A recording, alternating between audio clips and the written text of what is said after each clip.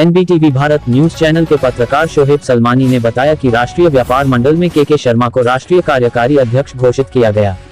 इस दौरान के शर्मा ने व्यापारियों के हित के लिए सरकार से व्यापारी आयोग गठन करने की मांग की। उन्होंने कहा कि व्यापारियों के हितों की रक्षा करने का दायित्व व्यापारिक संगठनों के साथ साथ सरकार का भी है। इसके लिए सरकार को व्यापारी आयोग का गठन कर व्यापारियों की समस्याओं का निराकरण करना चाहिए। सोमवार को गाजियाबाद राजेंद्र नगर में आयोजित राष्ट्रीय व्यापार मंडल की बैठक के दौरान राष्ट्रीय अध्यक्ष राजबाबू रस्तोगी की संतुष्टि पर व्यापार मंडल के संस्थापक एवं राष्ट्रीय महामंत्री सुधीर कांत शर्मा, राष्ट्रीय कोऑर्डिनेटर राकेश शर्मा, राष्ट्रीय संगठन मंत्री चिन्मय भारद्वाज, राष्ट्रीय सचिव संजय अग्रवाल एवं राष्ट्रीय कोषाध्यक्ष सत्य प्रकाश मिश्रा, राष्ट्रीय संयोजक आईटी सेल विकास चुग, राष्ट्रीय वरिष्ठ उपाध्यक्ष विवेक त्यागी की उपस्थिति में सर्वसहमति से के शर्मा को राष्ट्रीय व्यापार मंडल का राष्ट्रीय कार्यकारिणी अध्यक्ष घोषित किया गया।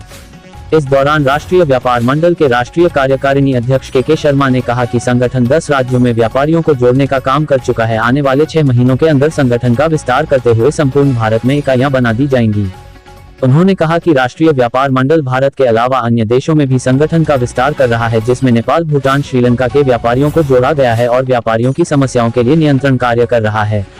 आइए दिखाते हैं मीडिया से बात करते हुए राष्ट्रीय व्यापार मंडल के नवनियुक्त राष्ट्रीय कार्यकारिणी अध्यक्ष के शर्मा ने क्या कहा।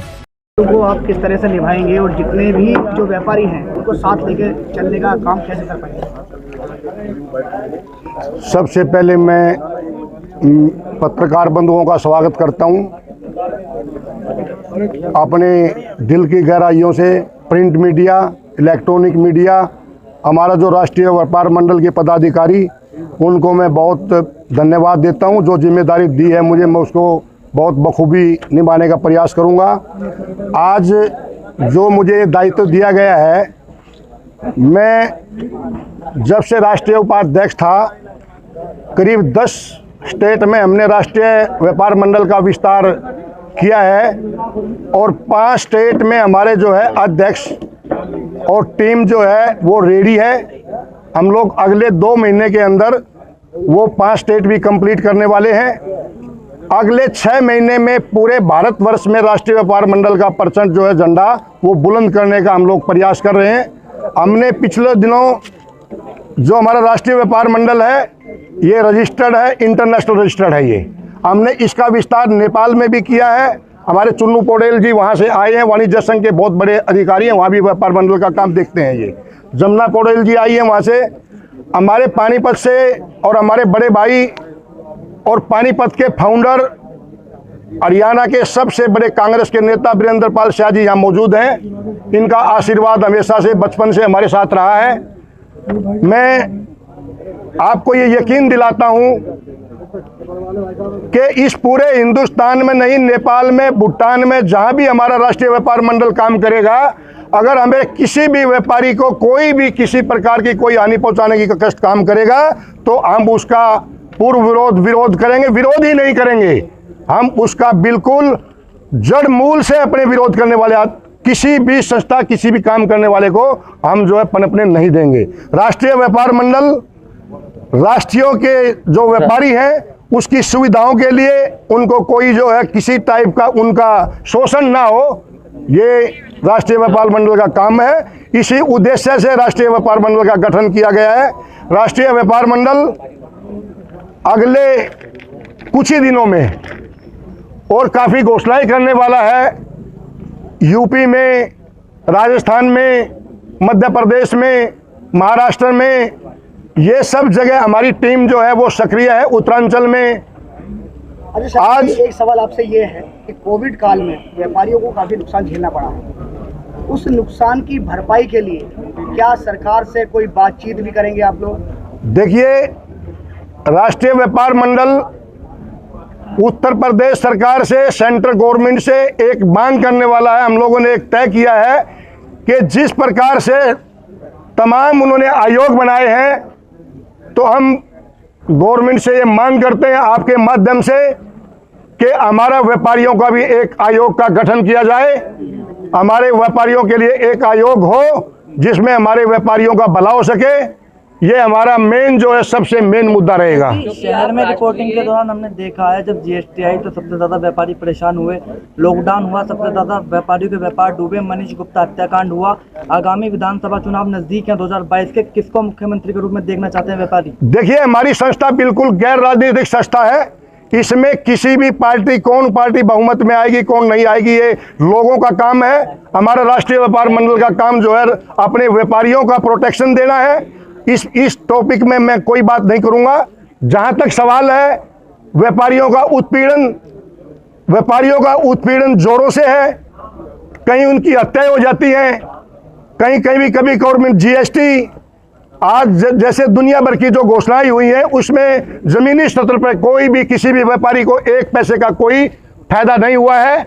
और मुझे लगता है इन घोषणाओं से ना ही राष्ट्रीय व्यापार मंडल के किसी भी व्यापारी को कोई फायदा होगा। क्योंकि आप राष्ट्रीय स्तर की पूरा जो व्यापार मंडल है वो देख रहे हैं, एक सवाल ये है कि हम देखते हैं कई बार राजधानी दिल्ली में ऑनलाइन जो बिजनेस है उसको लेकर, जैसे कि कुछ प्लेटफॉर्म्स हैं उनको लेकर विरोध जाहिर होता रहता है, व्यापारी उसको लेकर काफी अपनी आपत्ति जाहिर करते हैं। तो इस बात को लेकर, इस मुद्दे को लेकर, ये ऑनलाइन काम जो है ये बड़े बड़े नेताओं का, उनके जो चेले चपटे हैं, ये उन्हीं का कारोबार है।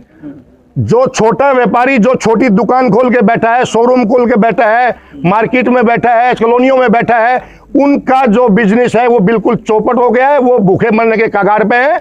और मैं आपके माध्यम से इसका पुरजोर विरोध करता हूं। तो इस समस्या को लेकर आप कुछ आगे की कोई रणनीति तैयार कर रहे हैं? रणनीति ये है कि हम लोग जो है सेंट्रल गवर्नमेंट के मंत्रियों से भी मिलने वाले हैं, प्रदेश के मुख्यमंत्री से भी मिलने वाले हैं। हम अपनी जो मांग है हमारी, हम उसको बहुत जोरदार तरीके से उठाएंगे और जो राष्ट्रीय व्यापार मंडल का काम है वो सुचारू रूप से करने के लिए हमारे यहाँ राष्ट्रीय जो फाउंडर हैं सुधीरकांत शर्मा जी हैं, राकेश शर्मा जी हैं, प्रदीप चौधरी जी हैं, आपके जो है बालकिशन जी हैं, जो ये हमारी पूरी टीम है, ये पूरा कंधे से कंधे। देखिए, आदमी छोटा व्यापार करता है या बड़ा करता है, एक ठेली लगाने वाला आदमी भी व्यापारी है, एक दुकान खोल के जो बैठा है वो भी व्यापारी है, शोरूम बना के बैठा है वो भी व्यापारी है, फैक्ट्री लगा के बैठा है वो भी व्यापारी है। हम लोग, हमारे लिए सब जो भी व्यापार करता है हमारे लिए सब बराबर व्यापारी है। हम उसकी हर संभव जो मदद हमारे से हो सकती है उसकी मदद में हम 24 घंटे 365 दिन, ये मैं आपके माध्यम से जितने हमारी व्यापारी लोग हैं उनको भी, गवर्नमेंट को भी मैं ये एक संदेश देना चाहता हूं कि राष्ट्रीय व्यापार मंडल का हर कार्यकर्ता, हर पदाधिकारी 24 घंटे 365 दिन अपने व्यापारियों की लड़ाई लड़ने के लिए हमेशा से तैयार है और तैयार था और तैयार रहेगा। कोरोना काल में जो व्यापारी ऑक्सीजन की कालाबाजारी हुई है उन व्यापारियों के लिए क्या कहना चाहेंगे? देखिए, जिन व्यापारियों ने, पहली बात तो वो व्यापारी नहीं है जिन्होंने कालाबाजारी की है, वो सब इन्हीं के जो